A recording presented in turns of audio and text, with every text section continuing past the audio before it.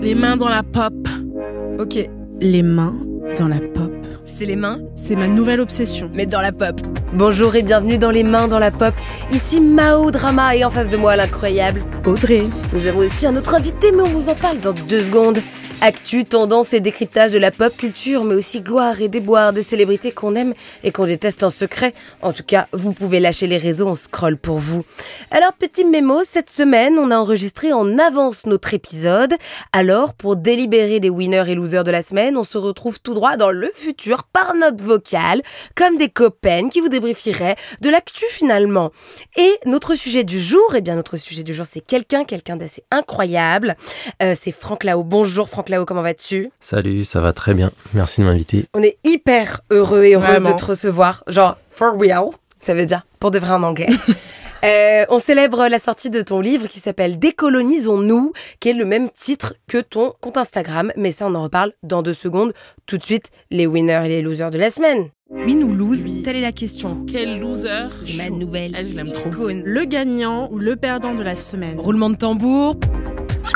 Hello à tous. Alors on commence cette attribution des bonnets d'âne et des lauriers avec un ou une losereuse. Alors, en prononçant cette phrase, je serai peut-être bientôt dans l'illégalité la plus totale en France. Et oui, pendant que le monde brûle, Macron n'a rien trouvé d'autre à faire que de prononcer un discours contre la plus grande menace actuelle, j'ai nommé l'écriture inclusive. Oui, un peu comme si, je sais pas, moi, il cherchait à lancer un débat stérile pour nous distraire au hasard d'une crise, d'un génocide en cours. Alors, en fait, pendant son discours qui a eu lieu pour l'inauguration de la Cité de la langue française le 30 octobre dernier, Macron, il en a profité pour régler ses comptes avec l'écriture non genrée. Et il a dit, dans cette langue, le masculin fait le neutre. On n'a pas besoin d'y ajouter des points au milieu des mots ou des tirets ou des choses pour la rendre lisible. Juste pour rappel, le masculin générique, c'est pas neutre, c'est littéralement dans le mot masculin. Et ensuite, il a ajouté que la langue forge la nation et qu'il ne faut pas céder aux airs du temps. Effectivement, manquerait plus qu'on évolue. Et je trouve ça drôle pour quelqu'un qui utilise des anglicismes à tout bout de champ et vraiment dont le discours lui-même était bourré d'écriture inclusive. Parce qu'il n'a pas arrêté de dire celles et ceux, tous et toutes, chacun, chacune. Donc c'est un petit peu le comble. Et en fait, ce discours-là, il s'est déroulé le jour même du vote par le Sénat qui a interdit l'écriture inclusive.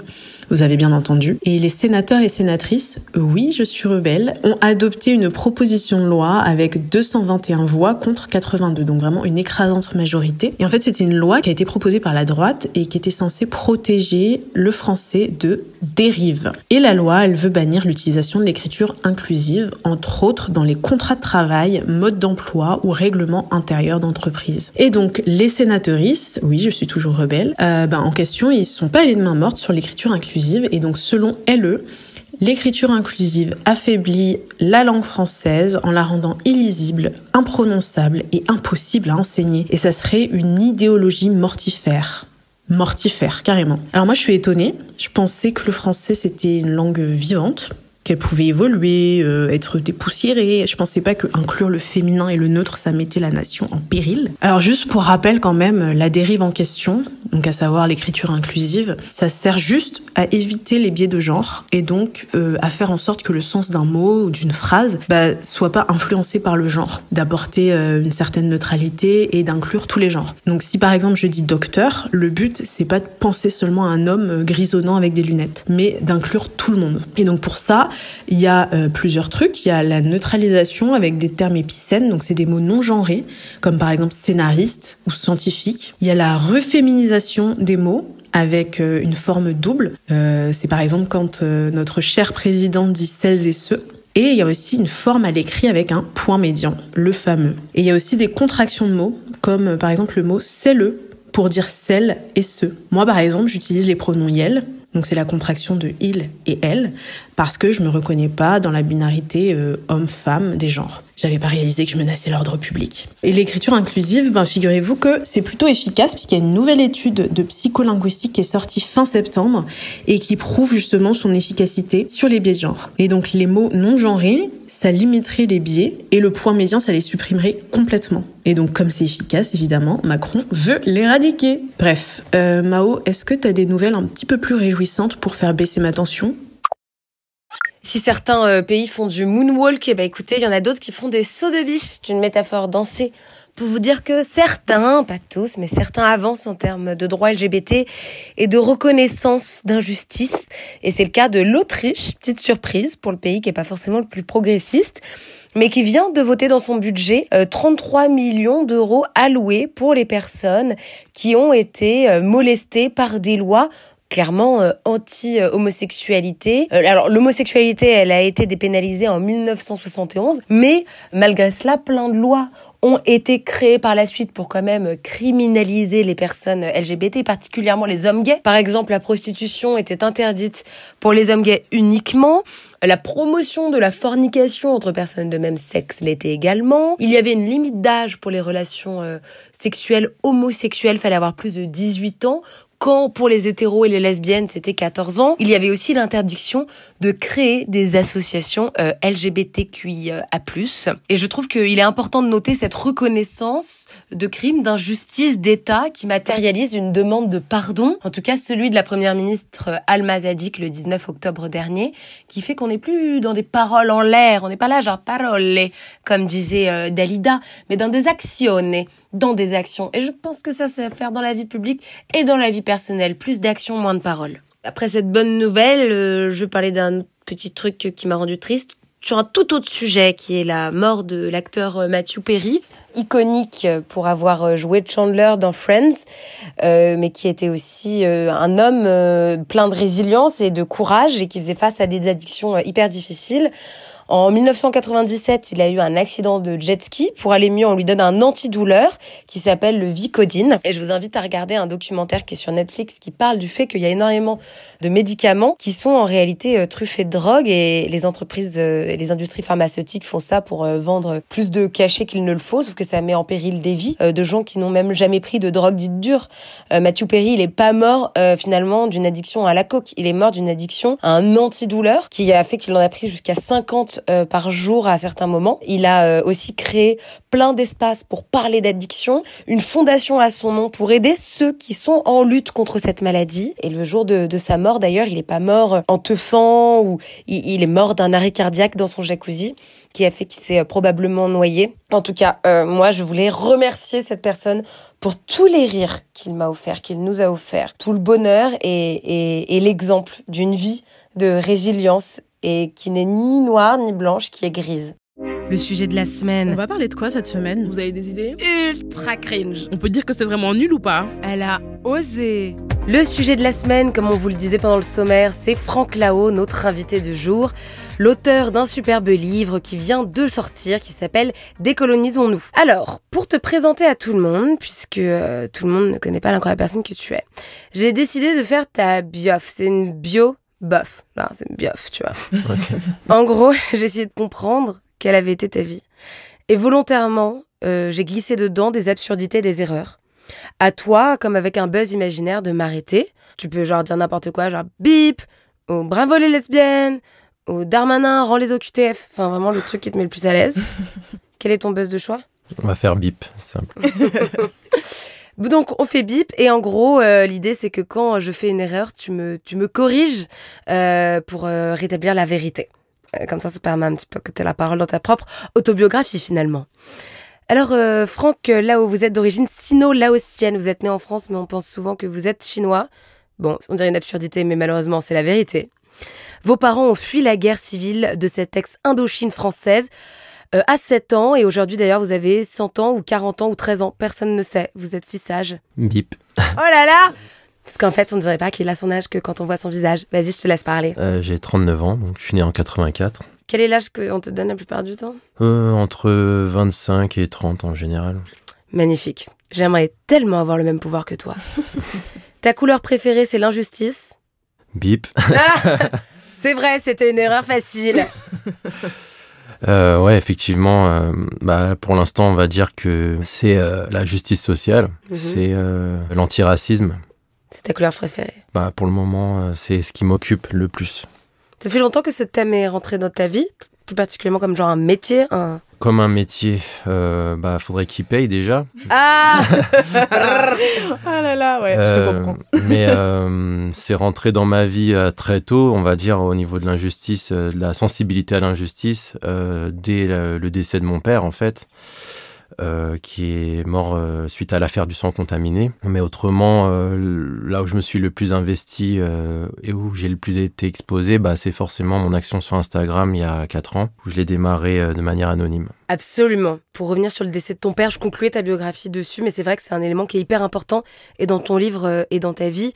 On apprend dans ce livre que c'est l'origine de ta conscientisation politique, puisque ton père est décédé suite au scandale dit du sang contaminé, le fameux scandale du VIH, si je ne me trompe pas. C'est ça. Et qu'est-ce qui fait qu'il était évident pour toi que ça avait des racines racistes ? Alors, à première vue, ça l'était pas forcément. C'était d'abord un lien plutôt avec l'implication de l'État, l'implication d'institutions médicales, avant d'être lié directement à la question raciale. Mais c'est suite à mes recherches que je suis tombé sur des documentaires, par exemple, qui parlaient de la colonisation, qui avaient participé à, en fait, la diffusion du virus, notamment lors de l'expansion de l'industrie automobile et du besoin en caoutchouc. Qui a poussé les pouvoirs coloniaux belges et français, tout ça, à courir après ces matières premières et à forcer des populations noires africaines à travailler dans les forêts de caoutchouc d'EVA, quoi. Donc ça les a mises en contact, ces populations, avec le virus qui n'était pas censé rencontrer finalement. D'accord.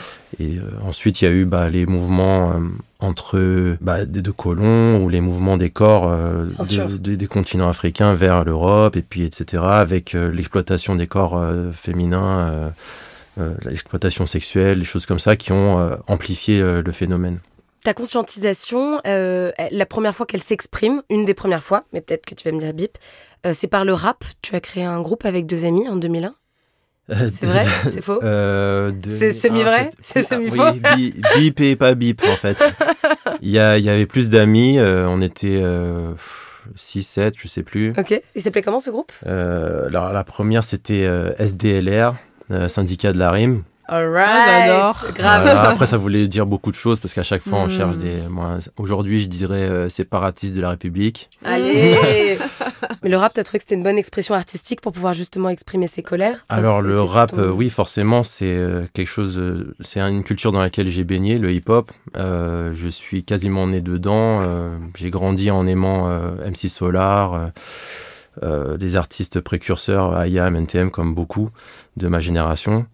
Mais c'est effectivement une des seules musiques qui m'a parlé et qui me paraissait parler en fait de la question raciale. Mais quand même si elle était influencée par les questions politiques du moment où on identifiait le racisme que du côté de l'extrême droite. Après, ça évolue aujourd'hui. Mais en tout cas, c'est vraiment par là que je suis rentré. D'accord. All right. Ton signe astro, j'ai mis le combat ascendant réseaux sociaux. Lol, je t'ai fait une charte astrale, mais en fait, de qui tu es. Anonyme, longtemps tu l'as été derrière le compte de sensibilisation Décolonisons-nous. Et vous avez levé le masque dernièrement. Vous êtes la personne derrière le mouvement Free Britney. Non, pas du tout. C'est lors d'un podcast, d'un épisode du podcast Kif Taras, animé par Grace Lee et Rokhaya Diallo, Queen, parmi les queens que vous vous dévoilez. Vous avez eu des réactions qui vous ont étonné. Tu peux nous en dire quelques-unes ? Oui, les principales réactions, c'était je croyais que t'étais une femme noire ou une femme nord-africaine. Enfin, perçue comme parce que tellement d'empathie arabe. et de déconstruction que... Du coup, tu es une femme, tu penses que ça venait d'où cette impression ? Peut-être, oui. Enfin, je pense que c'est multifactoriel. Le fait que peut-être je parle d'intersectionnalité, par exemple, que je n'ai pas de frein finalement sur ces sujets-là et que je n'hésite pas à me remettre en question, des choses comme ça, je sais pas. Ça doit être... Mais bravo, ça veut dire que tu as des belles qualités qu'on associe visiblement à la féminité. Que en penser ? Je ne sais pas. 2000 ans de patriarcat. Mais bravo du coup d'être une lumière d'espoir au bout du tunnel. Vous prenez donc la plume avec ce livre qui vous réconcilie avec vos velléités d'écrivain, vous qui souffriez d'un syndrome de l'imposteur. car vous n'avez pas fait d'études académiques, mais l'école de la vie, comme le dit la philosophe Léa Seydoux. Il est sorti le 3 octobre dernier, il s'appelle donc Comme ton compte Instagram. Et une des difficultés que tu as ressenties, c'était le fait qu'il fallait organiser les idées en amont, alors que tu étais habitué à une forme d'expression qui était spontanée avec ton compte Instagram. Ouais, très freestyle, très basé sur l'actualité ou le ressenti du moment, l'envie ou pas d'en parler, l'envie de partager sur le coup, une spontanéité, très improvisée, quoi. Ok. Eh ben écoute, en tout cas, on a hâte de s'y plonger. Je laisse maintenant la main à Audrey, qui, elle, s'y est plongée. Je m'y suis plongée un petit peu, oui, c'est vrai. Et il y a beaucoup de choses qui sont ressorties et je me suis particulièrement davantage plongée dans le chapitre qui parle de pop culture, donc de culture populaire. Et dans ce chapitre-là, tu dis que la culture populaire participe à la propagation des clichés raciaux, par exemple à travers des figures et des clichés qui sont encore célébrés aujourd'hui sans être remis en question. Et tu parles par exemple d'endoctrinement culturel avec des personnalités racisées qui participent elles-mêmes aux clichés raciaux ou à des stars adulées qui interprètent des œuvres racistes, comme par exemple, tu cites Édith Piaf. Tu parles aussi de fantasmes coloniaux et exotisants. Tout ça, tous les exemples que tu nommes, ils sont pas si lointains que ça, mais moi j'aimerais bien savoir si tu as des exemples plus récents de représentation coloniale dans la pop culture. En fait, en représentation coloniale, je pense qu'on est submergé. Ouais. Quand on cherche vraiment, on trouve. Après, là, tout de suite, j'ai pas d'exemple particulier, mais ça me fait penser au fait que on les identifie tellement peu qu'on y a droit, même dans les rediffusions, même dans des choses très anciennes, qui ne sont même pas remises en question encore. Et le fait de remettre en question de nouveaux contenus, ça nous montre aussi que y a une perpétuation en fait de tout. Par exemple, quand dans le livre, je parle aussi d'un film d'Astérix, où il est question, enfin c'était un de mes dessins animés préférés. On se rend compte qu'au tout début, il présente différentes nations et au moment de présenter le Japon, il se tire les yeux, il prend un accent très typique, racialisant. Et ça encore, ça passe tous les Noëls, quoi, par exemple, à la télé. Oui, il y a des rediffusions sans cesse de tous ces contenus-là, quoi. Voilà. Puis il y a un nouveau Astérix qui est sorti il y a pas longtemps aussi. Une merveille, visiblement. Ah ouais? Non, pas du tout. C'était terrible, il y avait un multicasting, enfin, il y a rien qui allait apparemment. Okay, je l'ai pas vu du tout, mais... moi, je l'ai pas vu non plus, mais en fait, déjà rien que dans la promotion, j'en parle également. J'entendais beaucoup sur la question de la représentativité, le fait qu'il y ait beaucoup d'acteurs et d'actrices perçus comme asiatiques, que ce soit une avancée, etc., qui est quelque chose, mais ça pose cette question de est-ce que la représentativité est suffisante? Est-ce que ça suffit, comment ils sont exposés à détruire ces clichés? Est-ce que ça les véhicule pas justement derrière, quoi? Et à un moment, tu dis, il est vain d'attribuer au temps le pouvoir d'atténuer les inégalités sociales. Il n'y a pas de changement sans lutte. Et j'aurais bien aimé... Alors, c'est une question très vague. Mais comment, selon toi, on peut lutter concrètement, en fait, contre tout cet héritage colonial dans la pop culture à notre échelle? Alors, à l'échelle individuelle, je pense que ça sera toujours compliqué. Faut toujours viser le collectif et je pense que c'est au cœur de mon action sur Insta et à travers ce bouquin. Ça a été toujours de mettre en avant en fait le continuum colonial dans lequel on se trouve, de mettre en avant la colonialité qui est indissociable en fait du racisme. Et dès lors où l'on parle de racisme et d'antiracisme sans évoquer la question coloniale, on fait fausse route, selon moi. Et c'est ce qui arrive assez souvent depuis des dizaines d'années. Ça veut dire qu'on va baser la question du racisme ou de l'antiracisme sur des questions assez morales, que c'est pas bien, que bon, on peut résoudre cela en disant stop, c'est pas bien. Et on reste dans un antiracisme de constat tout le temps, palliatif. Donc moi, je le considère pas comme antiracisme, mais il faudrait en fait réussir à poursuivre l'antiracisme de combat qu'on en a toujours connu et celui qui vraiment émancipe et libère. Ok. Et de toute façon, je l'ai remarqué aussi dans la culture, il y a des espèces de tropes en fait exotisants, fétichisants, etc. Qui visent les personnes racisées qui sont réduites à des stéréotypes. Est-ce que toi, t'en as identifié justement dans la pop culture Enfin, je sais qu'il y en a plein, mais est-ce que tu peux nous en dire plus? Alors, par rapport à l'exotisation, tout ça, des corps, en fait...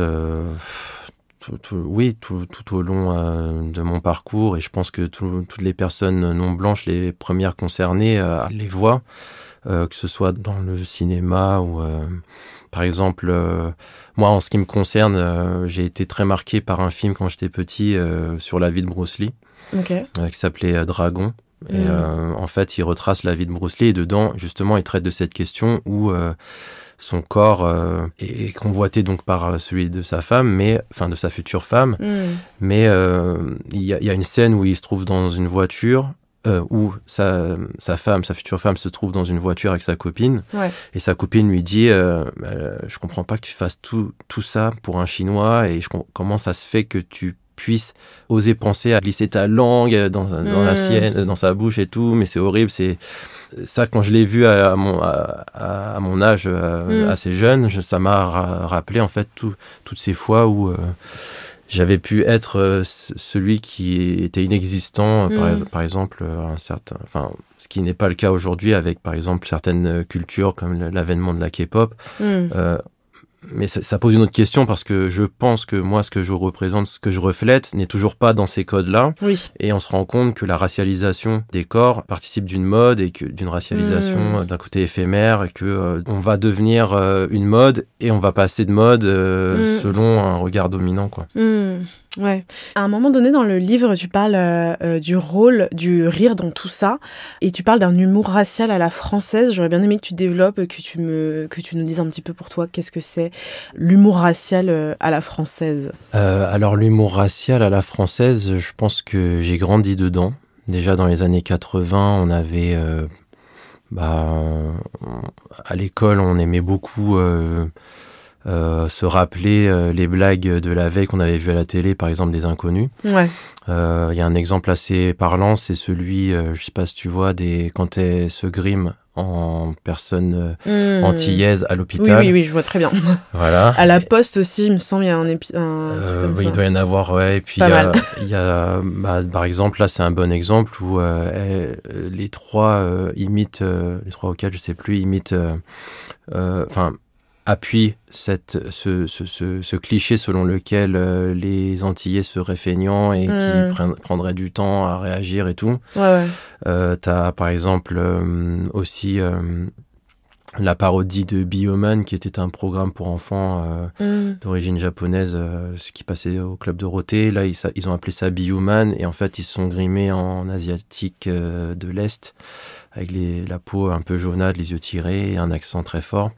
Donc là, on est vraiment au milieu, au cœur de l'humour racialisant. On a été conditionné à ça, et moi-même, j'ai grandi en devant rire de ça, même si au fond de moi, je trouvais que c'était bizarre. Je le reproduisais pour aussi m'en défendre, parce que lorsqu'on me le renvoyait, moi je renvoyais, en fait, je me sentais comme forcé de propager du racisme pour me défendre du racisme. Il y avait Michel Leb aussi, par exemple. Voilà, c'était très dans cet état d'esprit-là, et je pense qu'aujourd'hui... C'est quoi Michel Leb ? Il faisait des sketchs racialisants ? En fait, très raciste, en fait, tout simplement, où il imitait... J'ai jamais écouté ce qu'il fait, c'est pour ça que je suis vraiment... Alors, en fait, par exemple, il y a le sketch de l'Africain. Ça s'appelle l'Africain ? L'Africain. Et en fait, une parodie malheureusement, quoi. Non, en fait, il fait le singe. Ah bon ? Ouais, il fait de la gestuelle très simiesque. Tu sais qu'il est encore sur scène, ce mec. J'ai vu des affiches dans le métro, genre cette semaine. Récemment, il s'en était défendu. Et puis, il y avait toujours ce truc de oui, mais c'était un autre temps, tout ça. Et puis, je voulais pas blesser. Et puis, je connais plein de personnes africaines noires. Qui ont rigolé, qui viennent me voir, qui disent que je fais bien l'accent de tel ou tel. Bon. Ouais. Ok. Bon, la caution, merci pour ce petit moment info. Mais oui, tu dis à À un moment donné, pour ne plus ressentir l'humiliation de leurs propos racistes, on avait intégré qu'il nous fallait en énoncer tout autant, si ce n'est plus. Et c'est ce que tu viens de dire. Et tu parles du coup d'auto-humiliation raciale et un peu sous couvert d'autodérision. Et ouais, moi, ça me parle beaucoup parce que c'est un peu ce que je faisais aussi. C'est un peu, t'essaies de dégoupiller la bombe avant qu'elle t'explose entre les mains, quoi. C'est ça, c'est de l'anticipation et puis c'est de l'adaptation finalement à un système qui veut nous déshumaniser. Et comme si on savait y évoluer, quoi. Donc on connaît les codes, donc on les ressort. Ouais. Et comme ça, on peut pas nous accuser de manque d'humour, de manque de... Ouais, c'est ça. Ça revient aussi, si tu rigoles pas, on va te dire juste tu n'es pas drôle, c'était une blague, Voilà. détends-toi, quoi. Ouais. Et selon toi, est-ce que les mots tolérance et inclusivité sont pertinents quand on parle d'antiracisme, de représentativité et de décolonisation aujourd'hui ? Je pense qu'il contribue à un débat qui est intéressant, mais je pense pas que ce soit l'objectif à atteindre si on parle en termes d'antiracisme.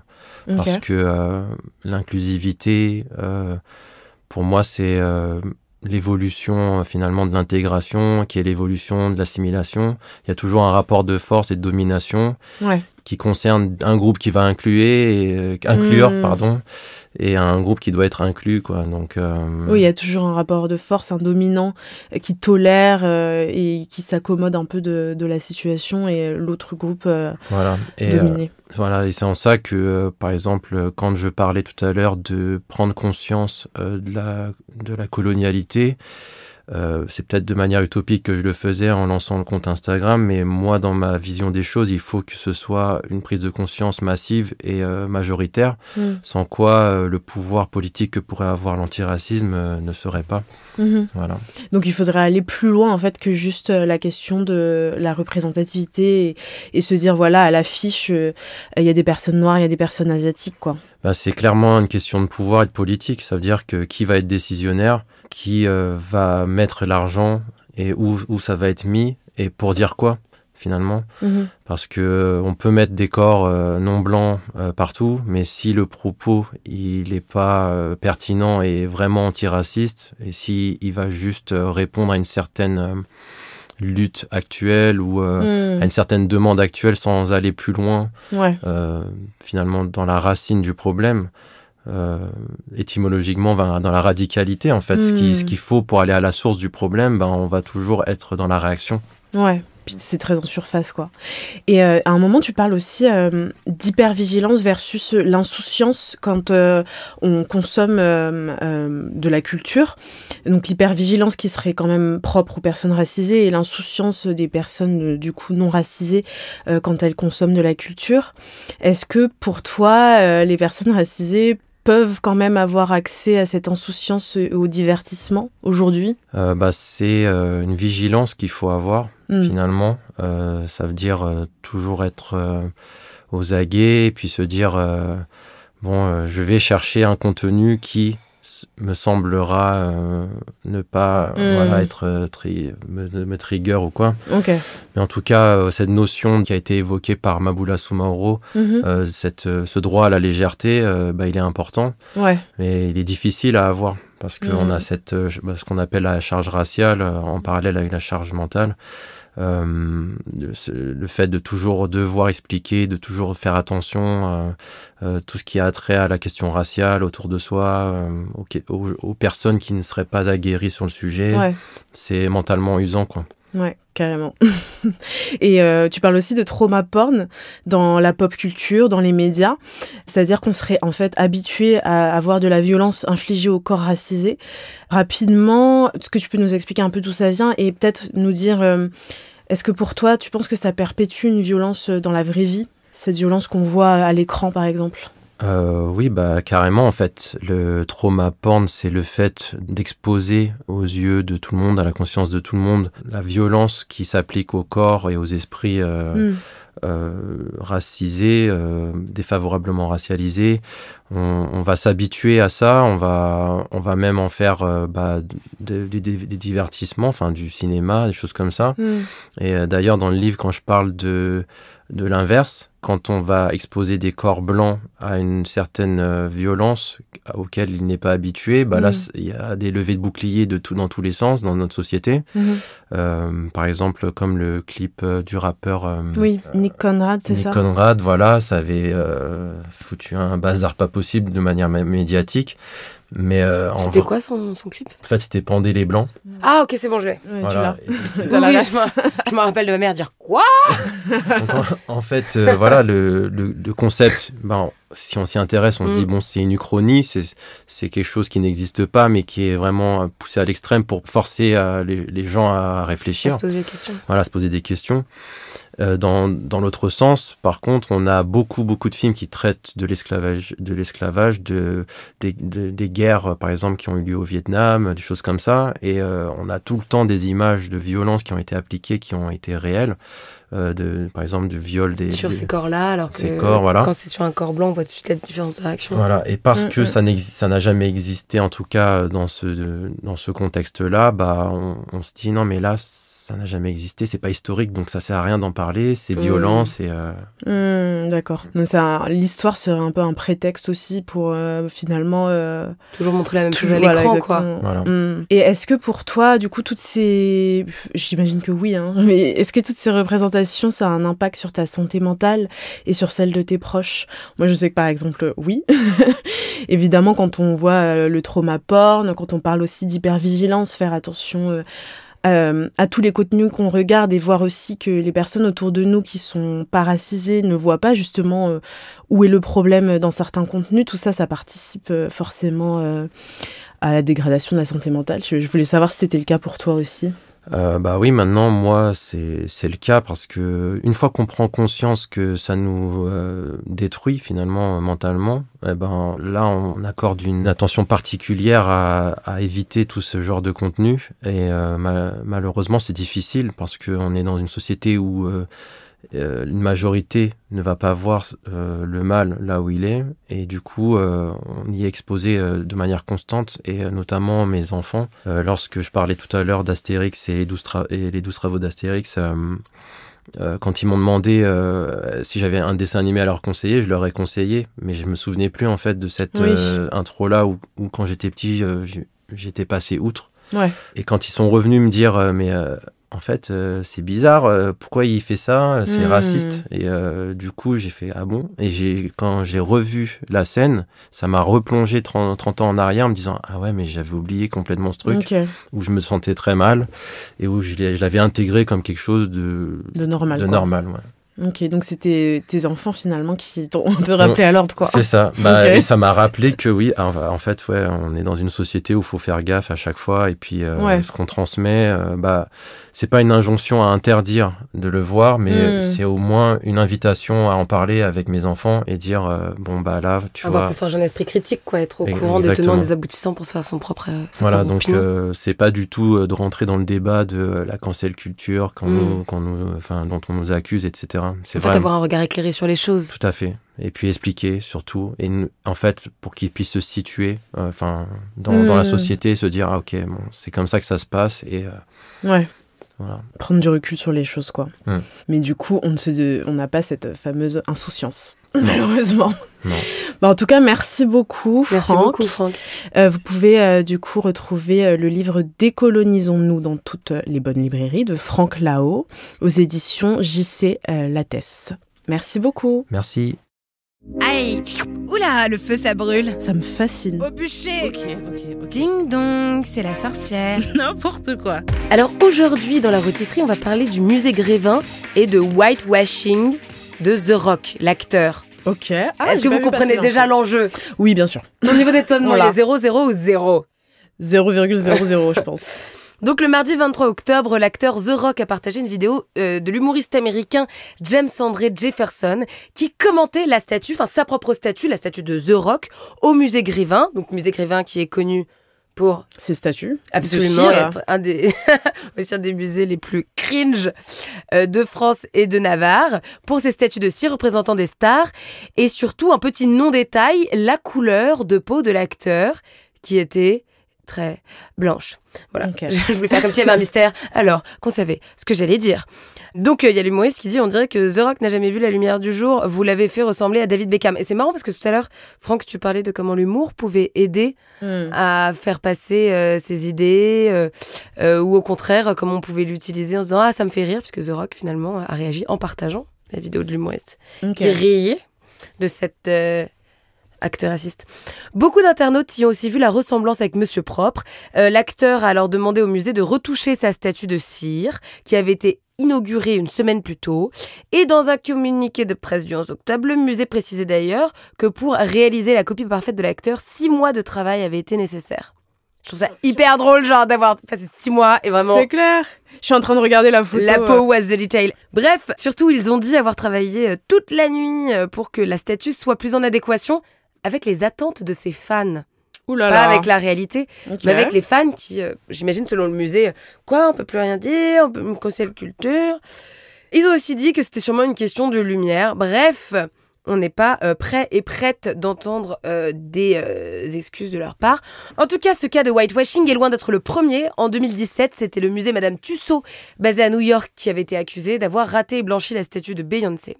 Le blanchiment de la peau des artistes noirs a aussi été un problème, souvent relevé en couverture de magazines. Donc au final, The Rock, peu rancunier, on a parlé avec beaucoup d'humour, a dit qu'il viendrait boire un café avec sa propre statue à l'occasion.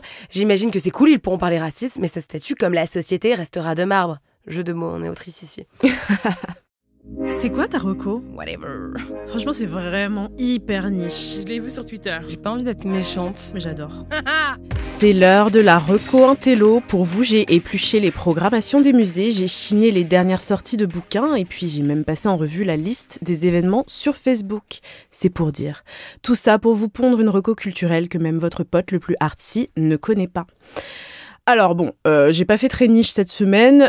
J'ai regardé, j'ai plutôt binge-watché une série Netflix qui s'appelle Everything Now et qui est sortie le 5 octobre dernier. Je vous fais un petit peu le pitch. En gros, c'est une jeune fille, Mia Polanco, qui a 16 ans. Et en fait, elle a lutté pendant des mois pour se sortir un petit peu de ses troubles alimentaires.